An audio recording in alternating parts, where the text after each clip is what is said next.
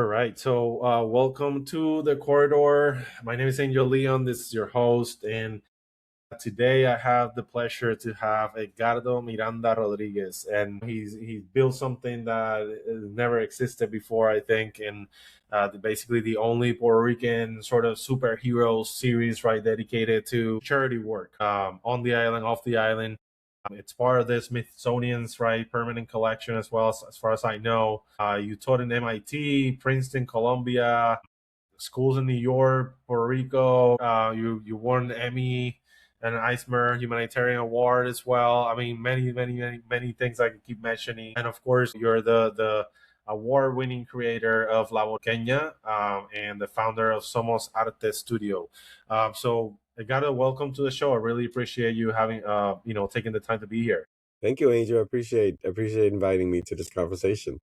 All right. So let's start with just sort of the basics, right? Tell us a little bit about your background, right? Where you come from, and how did your career evolve, right, to be in this spot and to be doing what you're doing today. So I believe in this idea that you have to know the right people, but also be the right person at the right time.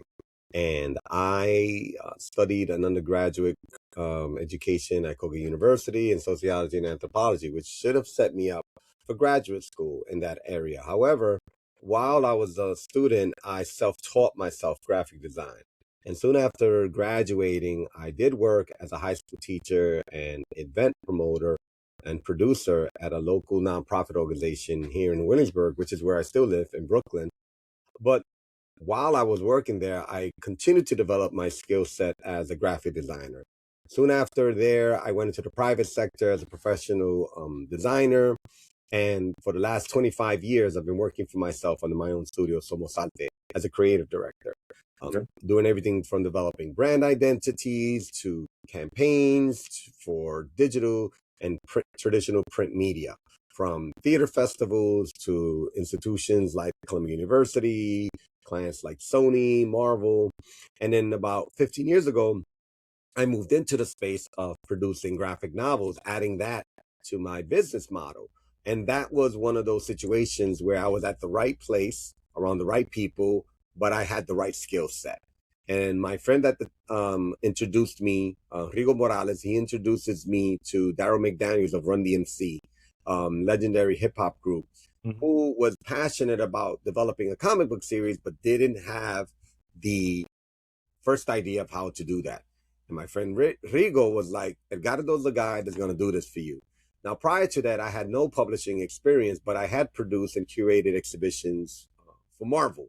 So I did have experience in terms of like managing artists, and as a creative director, everything from developing video to print and digital design, I had the experience of putting together a collective of talented folks. So when I moved into the space of graphic novels, I saw that that was something that was a natural fit for me. From there, I started producing books for John Leguizamo, and currently just produced a comic book for Rubén Blades. But it was 10 years ago that I decided to develop my own intellectual property, which was La Borinqueña.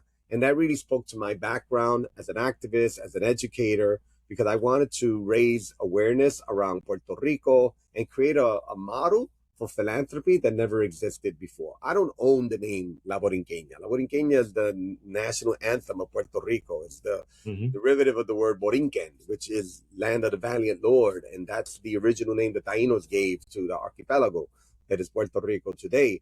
So one of the reasons why I feel compelled to donate to charity is for that. But another reason is that for me is another form of activism and advocacy. In the space of superhero storytelling, these characters are always fighting for good. They're always fighting for a better world. And I thought that part of the work that I should do as a storyteller should really celebrate and uplift real superheroes. So through our grants, which we've awarded over $250,000 already to nonprofits throughout Puerto Rico, we do just that. Last fall in Puerto Rico, my wife, Kyung John Miranda, had the idea of developing our first ever La Borinqueña Heroína del Pueblo Award, where we recognized and celebrated 10 women who lead their own organizations, gave them all a grant, and also celebrated them at an event that was hosted by Humanidades de Puerto Rico, which is the branch of the National Endowment of Humanities in San Juan, Puerto Rico. And that's kind of like where I am now. 1 decade later, I started from producing books for others and still do, because I recently finished a book for Rubén Blades, as well as Grammy Award winning musicians Felipe Fournier and Jeremy Bosch. But for us, La Borinqueña is something that's personal because as a studio that provides services, it took a big leap as a business to say, let's develop our own intellectual property. And we looked at ourselves and said, we need to actually be our own clients. And that's kind of like where we are now with La Borinqueña 1 decade later.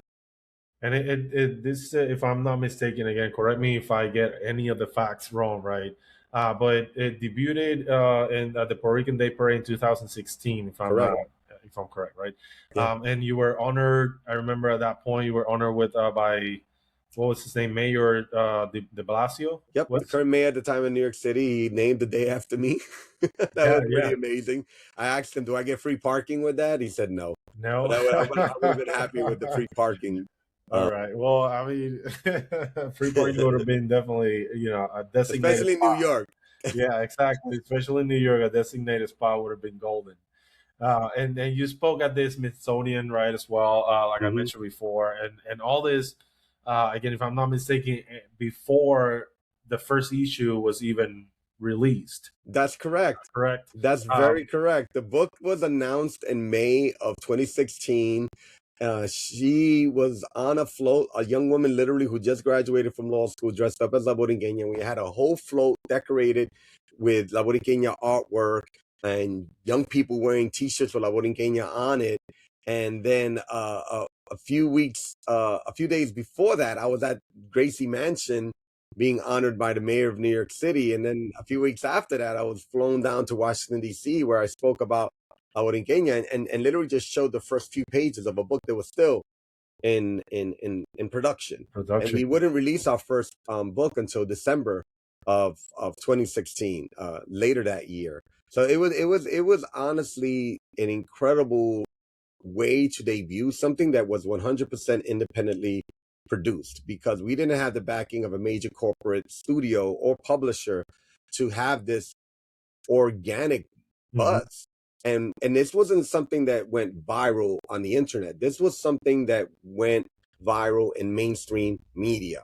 So everything from Fox News to CNN to New York Times to Entertainment Weekly to Rolling Stone and many other media outlets were talking about what we were going to do in this space of comic book storytelling. But more importantly, it gave us a platform to talk about Puerto Rico in a way that never had been done before. Now, 10 years later, you see an artist like Bad Bunny who's doing this on a global scale.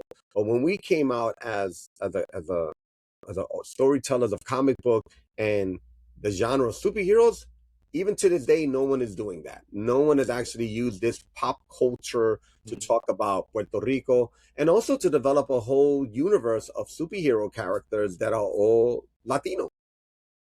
Yeah, definitely. And La Borinqueña, of course, is sort of kind of like you say, it's very attached to Puerto Rico and it's a national anthem, all that kind of stuff. However, you picked for that character specifically to be Afro-Latina, right? Yes.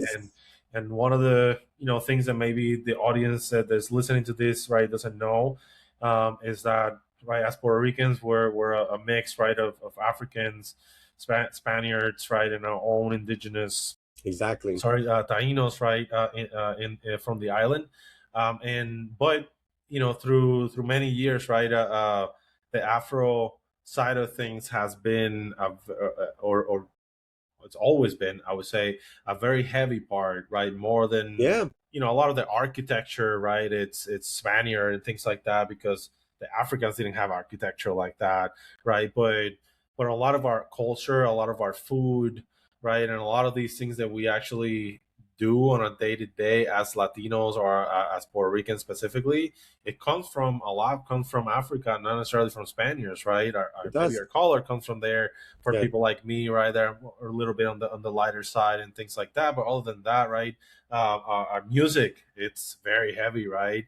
Very heavy African beats and African drums and things like that. So take us back to that moment where you were thinking about what does La Borinqueña looks like. right? And why specifically an Afro-Latina character? When I looked at La Borinqueña in the initial stages of the character development and design, I looked to my own family and how diverse my family was. I looked to my tias, I looked to my uncles, I looked to my primas, my primos, and many of us who grow up Puerto Riqueño, Cubano, particularmente, vamos a decir la verdad, Caribeño. When we're Caribbean, we have much more of that mix, although there are South That's true. American countries like Colombia and many others that have that similar mix of African, European, and indigenous.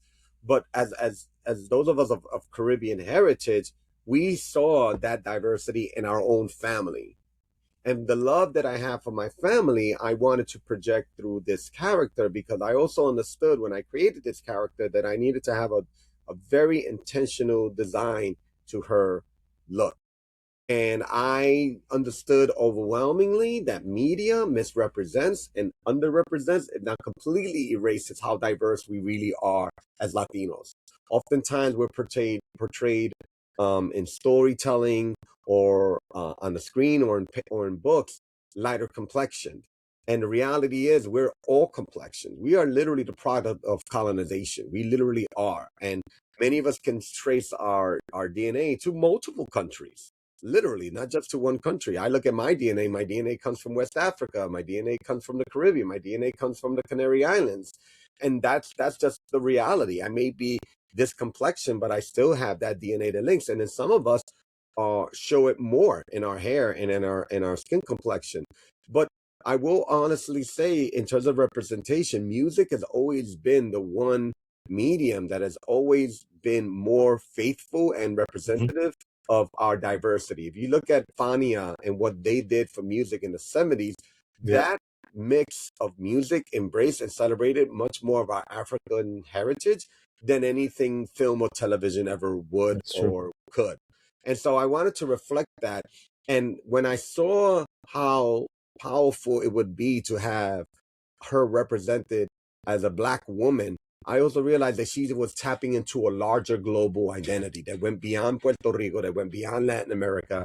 And I've seen this over the last decade when I travel internationally and when I travel across the United States. I see people of African heritage, whether they're African American, Caribbean, wherever, they see my character, they immediately see themselves. And through them, through La Borinqueña, they learn about Puerto Rico and they learn about our Latin identity. And they also realize the commonalities that we have. So that was one of the main reasons why I wanted my character to be Afro-Latina, because I wanted to create an honest representation that had been, quite honestly, erased. And there's so much colorism, there's so many like phobias, and there's so much negativity attributed to darker complexion and curly hair. And I wanted to do something in a very positive way that celebrated and uplifted that.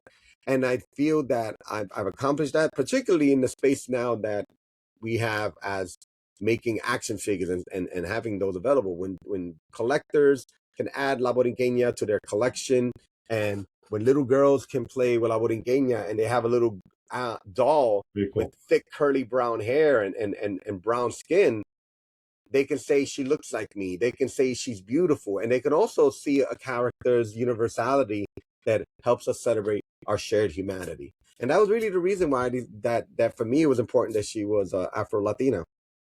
Yeah, definitely. I feel I agree with you in that sense, and I feel that as Puerto Rican myself, I connect a lot more with that side of the culture than I do with the Spaniard side. In many ways, even though again, like most of my family actually come from these last names that were Spaniard families. Even León, my last name, it's from León in Spain, and but in terms of food, music, right, how we are and things like that, right, I feel that we're a lot more connected with that culture. So when you represent a Puerto Rican as a Afro Latina person like that, to me, like it's automatic. Yeah, I see it right away. There's no doubt, thank right? you. It's very Puerto Rican to me, and I love it. I love to see that for Yeah, sure. it's like, and and I think about like songs that we grew up with, like Las Caras Lindas, or heroes that we grew up learning about, like Roberto Clemente, and scholars like Arturo Schomburg. These were all Afro-Puerto Ricans Yeah, true. that really kind of like led and celebrated and uplifted us as a people. So I look at it as, she's a fictional character, but I still see that her character's kind of like popularity is tied to the legacy of so many other incredible Afro Mhm. Latinos and Afro Puerto Ricans who have I see. literally been trailblazers. And this you build this through, of course, your own studio, like you say, Somos Arte, right? But you've been working as well with other studios like Marvel, Mm-hmm. Sony, Atlantic Records, Correct. and I'm skipping maybe one or two. But on the commercial side of things, right? While independently publishing La Borinqueña and everything else that you're doing in between, right? How do you hold those things at once together without the missions sort of eating each other? Well, I compartmentalize. As a studio, we still provide commercial services. So when Atlantic Records approaches us to work with Lin-Manuel Miranda on Hamilton, then I literally think of it as this is a gig, whatever they want, we work towards that goal to make them happy. And that work that I did with them is actually available now. If you go to Disney Plus, there's a new mini documentary called Spark Into a Flame, Hip Hop in Okay, Hamilton, and I'm a very cool. co-producer of that documentary, or some of the work that we've done with Sony Pictures, where we've actually been able to help them on the promotional side because through La Borinqueña, we've developed a solid base of supporters. So Sony Pictures frequently reaches out to us to do private screenings or activations to help them target the Latino community here in New York City. Or in the past, when I've worked with Marvel, I've worked with Marvel editorially as a writer for stories, but I've also curated art exhibitions for them as well. And that doesn't spill into my space as a storyteller with La Borinqueña. La Borinqueña is another hat that I wear. And I put on my baba, my straw hat when I'm working on La Borinqueña. Yeah. And that allows me the opportunity to be available for other gigs because since La Borinqueña is a project that's independently published, I also still sustain myself as an entrepreneur by taking on commercial gigs. And it's honestly quite like exciting when I have the opportunity to work with recognizable studios and companies, even though I'm still kind of like trying to establish my own intellectual property. It still says something that there are individuals out there who will consider bringing me on as part of their team because they see the inherent value in the Mhm. work that I bring on and that I can bring to their projects.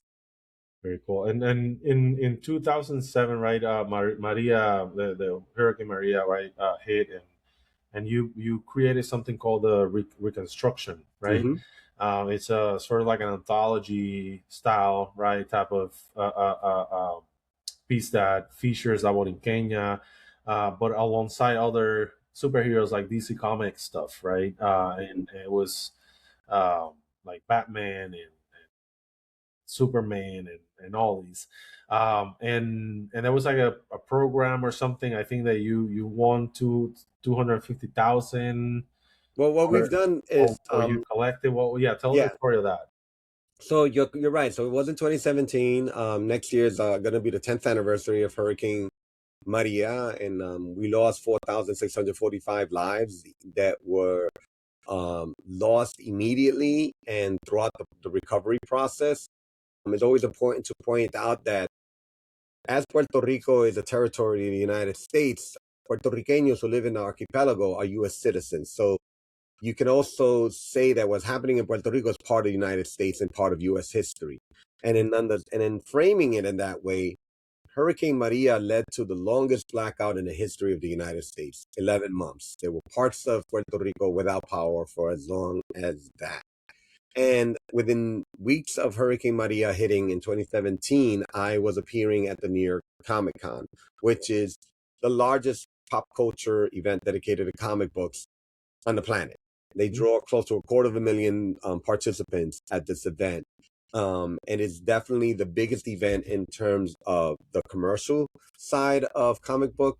Although San Diego is recognized for its cultural impact, on the industry, New York Comic Con is recognized for its commercial impact on the industry. And it was there that I met the publisher of DC Comics, Dan DiDio, who stood online to meet me at my table at Comic Con. And we immediately entered into a conversation that would lead to this unprecedented collaboration. This major multi-billion-dollar studio collaborated with a tiny little studio like mine and gave me complete access to their entire catalog of characters, artists and writers that were contracted by that studio, who were now given permission to work exclusively with me if their schedule allowed.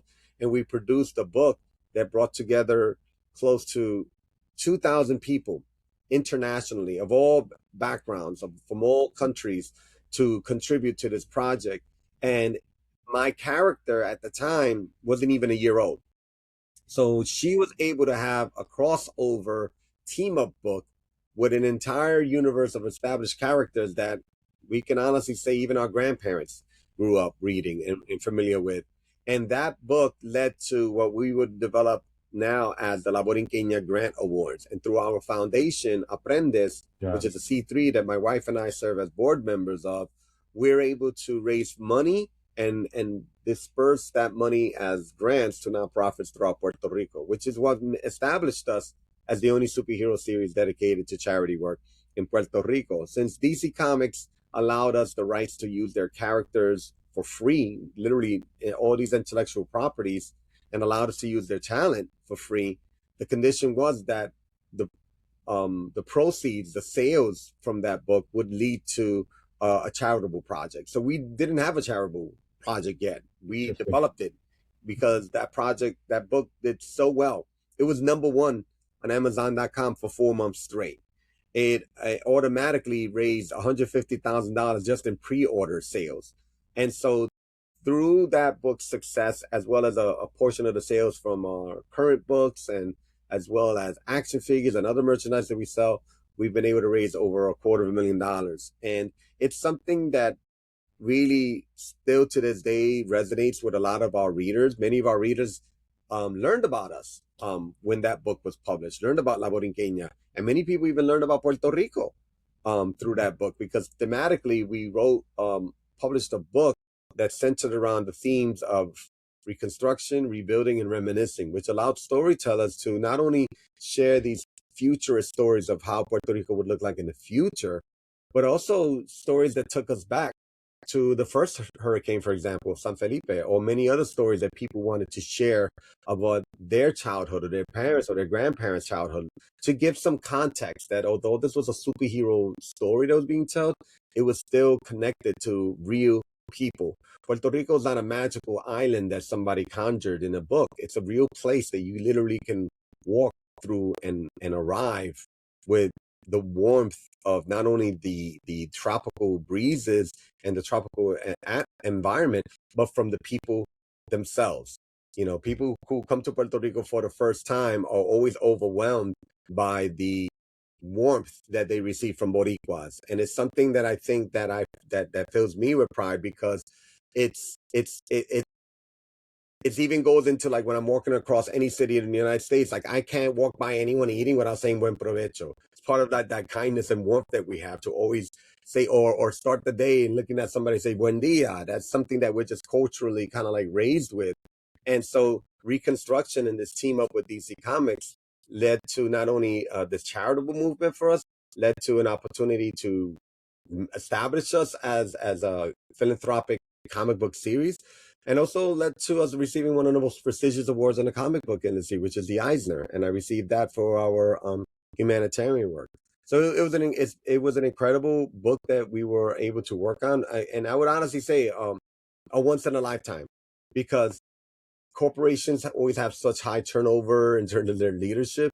That moment in time, going back to the beginning of this conversation, you have to, the right people, and you have to be at the right place, but you also have to have the right skills at the right time, right? And everything was there. All the ingredients were there. I met the right person. I had the resources and the skills to get it done, and they empowered me with the rights to use their characters and their talent, and that led to this incredibly unprecedented successful project. Very cool. And this, this podcast, Edgardo, I sort of started because I believe that the Latino community, or the Latino community's economic future, right? I feel that it's tied directly to how we tell our own story, and who controls that narrative, right, and who doesn't. And I feel that, part of things that we were talking right before we started recording was the access and things like that, right? And I feel that a lot of that is because of that, right? Like, we our narrative, I feel, is being controlled by others, right, and not necessarily by ourselves. And to me, that's, first of all, it's mind blowing, because how can you tell me about me? You're not coming from the same place I did. So to me, Right. that's just, but that's why I feel like, right, that the economic future of us, it exists when we fully take control of that narrative, right? Yes. So, and you come from a different background that I come from, right, and you've seen different things. At the end of the day, it's sort of, the same denominator topic, right? it's Exactly. it's access, it's, not having representation in certain spaces, in certain rooms, and you come from, different mediums, right, like graphic novel, museums, education, etc. At this point in time, right, that we're living in right now, do you think we're winning that narrative, or do you think that we're still like playing catch up with that? We are definitely playing catch up because I don't exist in a large community of other Puerto Rican storytellers like myself. I don't go to New York Comic Con and find myself surrounded by thousands of other publishers or storytellers that look like me, sound like me, talk and tell stories like me. We are still overwhelmingly underrepresented. We are still overwhelmingly under resourced, and we are still overwhelmingly enriched with powerful narratives that still need to be told. And that's what I'm trying to do with La Borinqueña and through all of our characters and books that we've published, like Oro el Coquí Dorado, Luz la Luminosa de Gigante, which is the first manga that we ever published this year. We're moving into spaces independently with our own limited resources to do just that, to show us that we can tell our own stories, to show us that we can do so with an elevated level of production value that doesn't compromise the quality of our storytelling. And we can do that in a way that still engages the community beyond our core audience. And that's one of the things that really is kind of what we're looking for. There's a lot more work that has to be done. I've been doing this now for a decade. I don't see myself quitting anytime soon, but I hope that my work does inspire many others to follow, because it is one thing to be a storyteller, but one of the things I appreciate about our conversation, Angel, is that there has to be a balance between storytelling and entrepreneurism, because art for the sake of art is not going to be taken to another level if there isn't a business approach to how that art is going to reach the masses. And one of the things about storytelling from the perspective of graphic novels and comic books is that it's a commercial form of art. Therefore, understanding that it is business minded. So there has to be a way of developing this narrative that also can afford itself to be self-sustainable as a business model. And that's one of the things that we work with, as a business, as a studio. We obviously self-publish these resources come from the sales of our books. Oftentimes it comes from when we license the property to companies. Oftentimes it'll come when companies approach us and they want us to develop a campaign with our character. And when that aligns with our core values, we'll do that. Like recently, we worked in New York State with the New York State Research and of Energy and Development, NYSERDA, to develop a energy conservation coloring book. And this coloring book features La Borinqueña and our characters, and is teaching children about energy conservation and climate justice. And we received a grant from NYSERDA to produce this coloring book. Very cool. Or like when we teamed up with the Natural Resources Defense Council, and they gave us a grant to produce a graphic novel about renewable energy. that completely aligns with our mission and our values as storytellers, because La Borinqueña is a superhero that through her even superpowers is tied to nature, it's tied to the elements.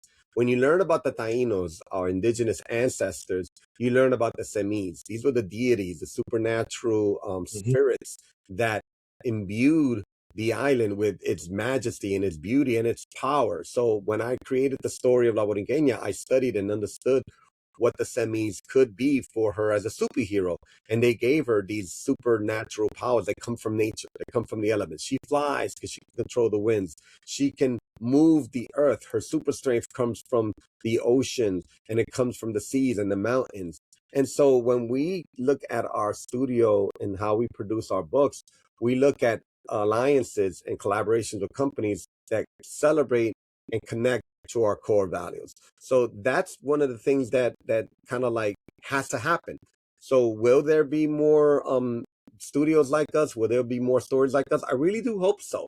But there are a lot of storytellers out there that don't always have the resources or don't always have that business model to help Hmm. them succeed independently. And that's therein lies the challenge. How do you tell these stories, but how you successfully continue to produce and fund it so that they continue to be told? Yeah, and you served as the arts, what's the title? Arts envoy Correct. for the U.S. Department of Justice, right? Or the Department of State. Department of Department of State. State. Hmm. And you've been doing talks and workshops and all these things across Latin America. Um, Tell us how, like, when you go to other countries that are not, there's not Puerto Rico, right, and all the Latin American countries like Colombia, Argentina.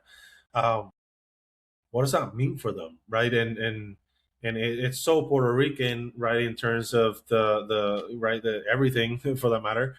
Right. So what does that mean for them? Like, tell us how they perceive, right, this story.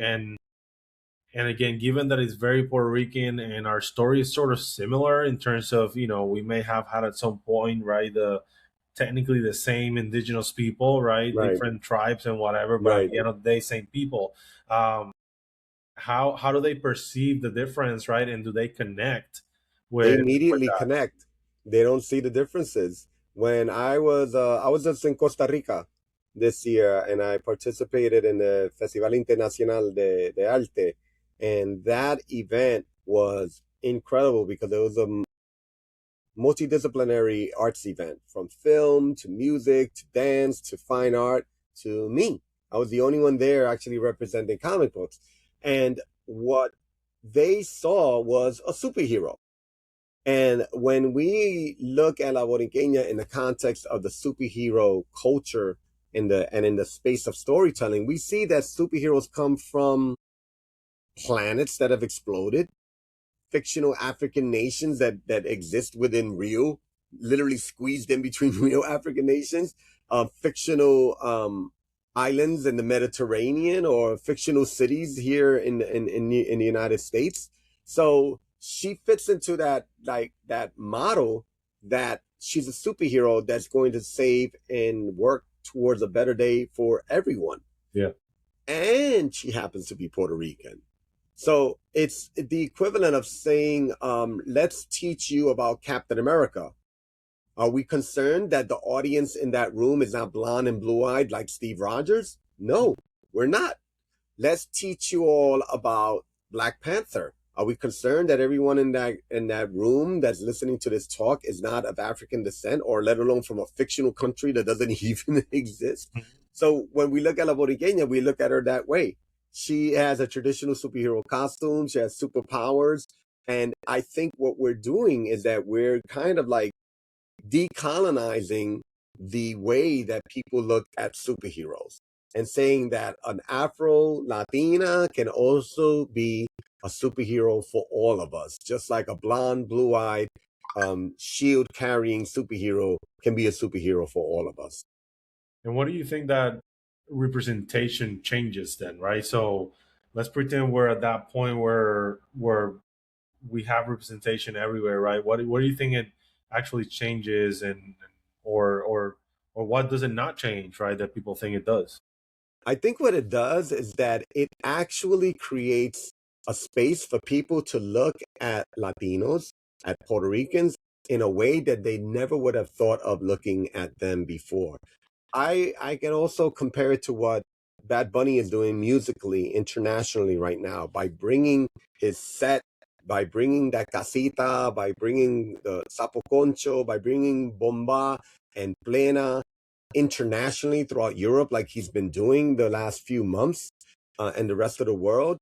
I see that in the same way that I'm doing with La Borinqueña in comics. I'm presenting to people in these pages and panels that are beautifully illustrated and colored by these talented artists that work under our studio, showing them another way of looking at Puerto Rico, and almost like giving them an opportunity to see our shared values, our shared humanity, and our shared experiences. Our characters are connected to their love of their families. We all love our families. Our characters are connected to their love of food and music, and they have witty, humorous dis- discourse between each other, dialogue between each other.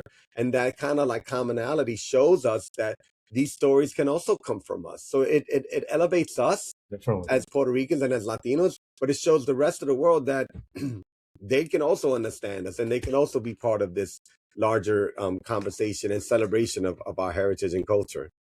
Definitely, and right now the Borinqueña is it's hitting the 10th anniversary, right? Mm-hmm. And that first issue is part of the permanent collection at the Smithsonian, the New York Library, if I'm not mistaken, as Mm-hmm. well. And I also read that it's being taught in like primary schools and things like Yeah. that. That's crazy. So when you look back in 2016, right, when you first started this, and what exists today, right? Tell us about how that feels, right? And all these, I mean, amazing wins, right? And different opportunities that you've been able to get yourself into with La Borinqueña, right? What does that look like? What does that make you feel in terms of, do you think that you still have a lot of work to do ahead of you, right? What does that feel like? This year is the 250th anniversary of the United States. As you mentioned, yeah, we are part of the permanent collection of the Smithsonian. The Smithsonian also just published a new book, The Promise of a Nation, commemorating 250 years of patriotism, resilience, and aspirations from the National Collection, which is a book that literally celebrates and shows the world the collection that the Smithsonian has. And I bring that up because in this book that was just published this year, La Borinqueña is in that book. And we're only one of two comic books that from their entire collection of comic books and many other artifacts that they've collected over the last 2.5 centuries, the only one of two comic books in that book, and the only one that actually features an Afro-Latina, a woman of color, a person of color, and an independently published book. And I feel that that is an affirmation of the work that I've accomplished, but also still need to accomplish. There's so much more that I need to achieve. There's so much more so many more stories I want to tell, and there's so many more readers that I want to reach. I have had the honor of having everyone from as young as primary students to graduate students talk, write, study, read La Borinqueña. Whether I directly talk to them, whether as an arts envoy of the Department of State, or if I lectured at their universities, or I was a teaching artist in their elementary schools, there are publishers that license our characters that are taking them and putting them into chapters around environmental studies and sciences so that children internationally can learn science through our characters. Wow. And that's something powerful because they're not learning about Puerto Rico, they're learning about climate justice and environmental science through La Borinqueña and our other superhero characters. It fills me with pride and it fills me with a sense of fulfillment. But I still know there's so much more that I need to do because part of the balance that I navigate as a storyteller is that I'm also an entrepreneur. So I'm always faced with the challenge of how do I keep this project going? How do I sustain it? What's the next collaboration? What's the next licensing opportunity? What is the next business endeavor? And also finding ways to reinvent it and to keep it active and to keep it visible. So as part of our 10th anniversary, I decided to create a crowdfunding campaign to raise money to reprint the very first issue that's part of the permanent collection of the Smithsonian, which was published in 2016. So 10 years later, we'll look at that first book, we'll reprint it, and we've been very fortunate that artists internationally, from South Korea to City of Mexico to Puerto Rico to across the United States to Italy, have donated beautiful artwork that we're going to use as one of 10 original covers for this limited edition set that we're doing. And this is something for those of you out there that are really into comic book collecting. For those of you who aren't, you might not understand it, but comic book collectors love getting the same book with different covers. It's just something that they love to do. And everyone else is like, but that's the same book. Why do you need it again? He's like, yeah, because it doesn't have that It's a cover. different cover. So we literally created a set. It's a limited edition set, and we're crowdfunding for it. And this is something that is going to be celebratory. It allows us to really kind of like have fun, embrace how beautiful this art that's being produced by so many different artists is. But it also further continues to support our charity work, because we always dedicate a portion of our sales to philanthropic efforts in Puerto Rico. Very cool. And you know, thank you again, Edgardo, for taking the time to be here. And I want to be, you know, respect your time as well. I can have a 3-4 hour episode with you because I have so many questions. I started looking, you know, a lot about you. I'm like, oh, this guy's being everywhere. He's done everything. Like, I need more time. But you know, I really appreciate it. You know, as like I said, a fellow Puerto Rican, it's always refreshing to see other Puerto Ricans like you doing work like this, that, you know, that I don't know, I don't want to say like this actually matters, right? But it is work that actually matters. Thank you. And it's work that changes like you say, you know, the perception of how others see us, right? And not just that, but educating them, right? It's not just about pointing fingers about, you know, they don't know about us, they don't know about us. It's like, okay, you don't know about us, let me teach you about us, Exactly. right? And I feel that a lot of that is also part of the, you know, like we were discussing before too, about the whole Latino ecosystem itself, right? And how I feel that Puerto Ricans may not be too embedded into it for whatever reason, and or for not whatever reason, for many reasons, but also how some other Latinos sees us as Puerto Ricans, right? And I feel that it's a great moment for us to, you know, I think the Bad Bunny, right, and all these wave, right, has sort of created that educational layer of like, okay, Puerto Ricans are not just part of the United States or they have good beaches, right? It's an entire ecosystem, right? Exactly. Not just at the, you know, Latino level, but at the global level for that matter, right? And we proved that once and again with like I think our first one was like what, Ricky Martin or something, right? Yeah. That went global. And ever since then, I remember, you know, quite a few, not many, right, but quite a few Puerto Ricans have made it at that global level. So I'm very, you know, proud of what we're trying to accomplish, right, on that sense. And Puerto Ricans like you, like me, and others out there that are doing some sort of work, right, to give back and help, right. At the end of the day, that's all it is. We figure some things out, and we're trying to share those things out with everyone else. That's pretty much the base of my work, right?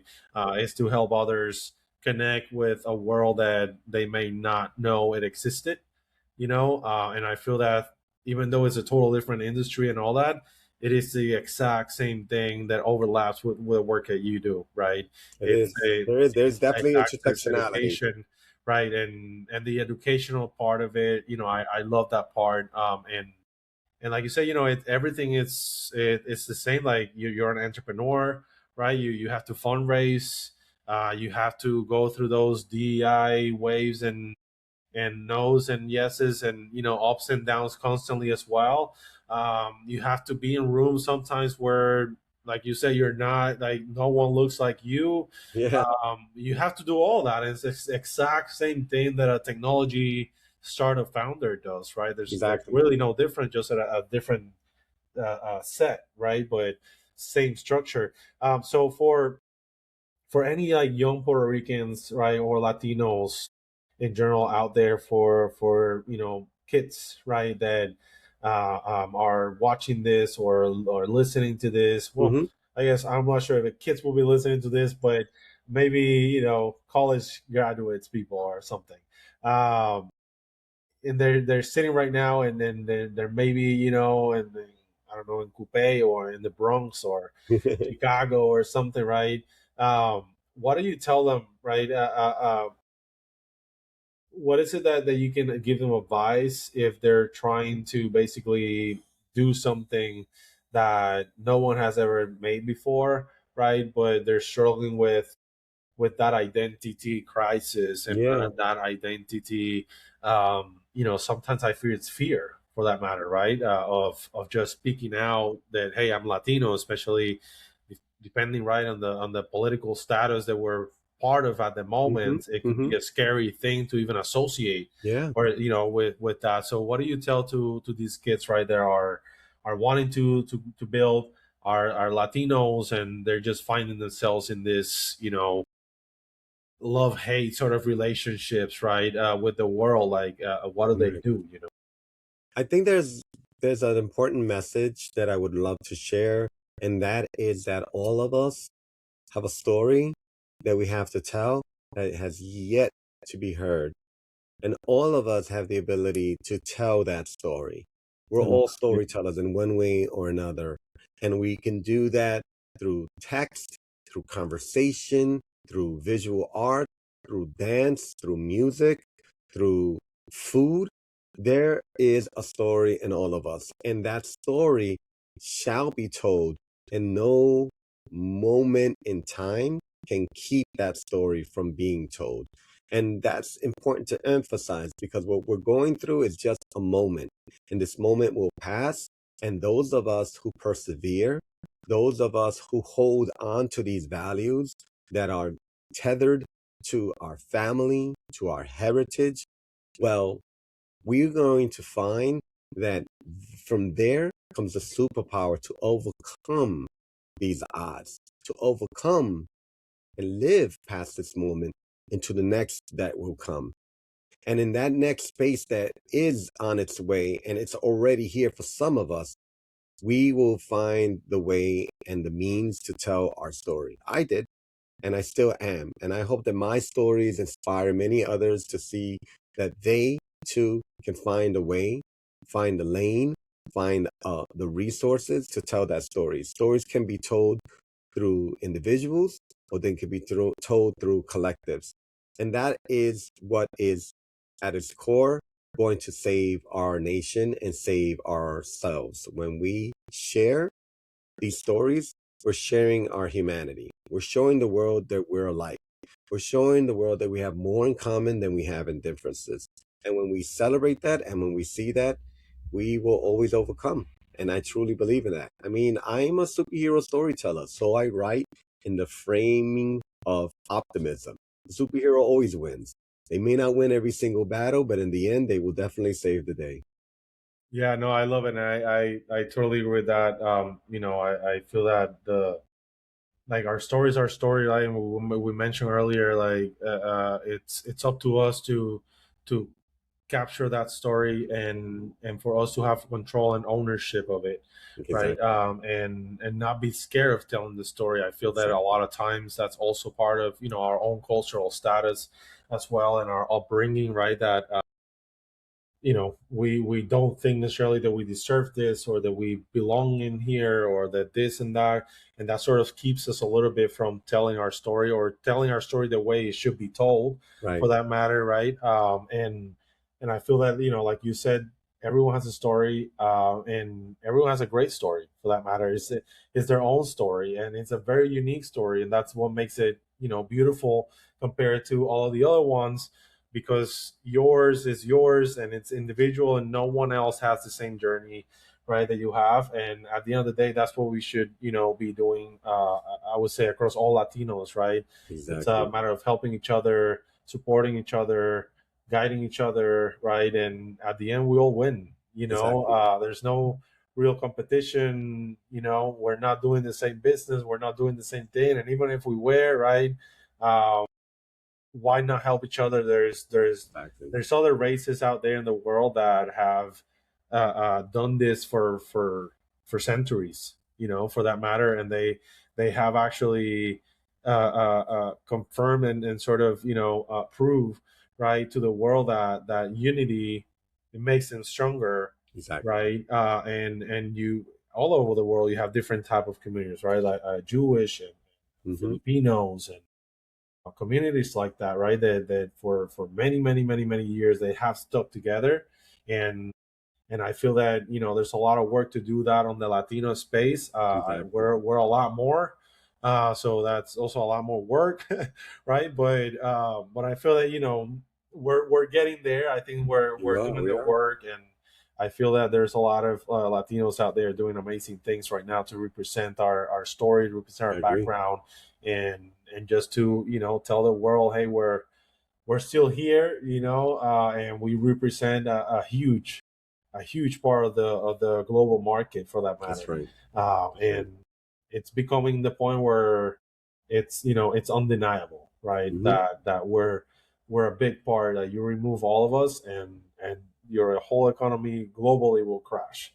That's undeniable, right? So that's the power I feel that we have, and sometimes I feel that the work that you do, it brings that out, a lot, because to me, just to say that if we drop out from the planet goes down, to me that's a superpower, right? It is. It So is. while It you're doing is. exactly that, right, it's accentuating these sometimes problems and sometimes flaws, right, that we have, and make them a good thing, make them a superpower, right? So I Yeah. really love what you guys are doing Thank with that. you. I Thank you appreciate so that. much, Angel. Thank you so much, Angel. Well, thank you so much again for taking the time, and everyone out there listening to this. This was Edgardo Miranda Rodriguez, Emmy and Eisner Humanitarian Award winner.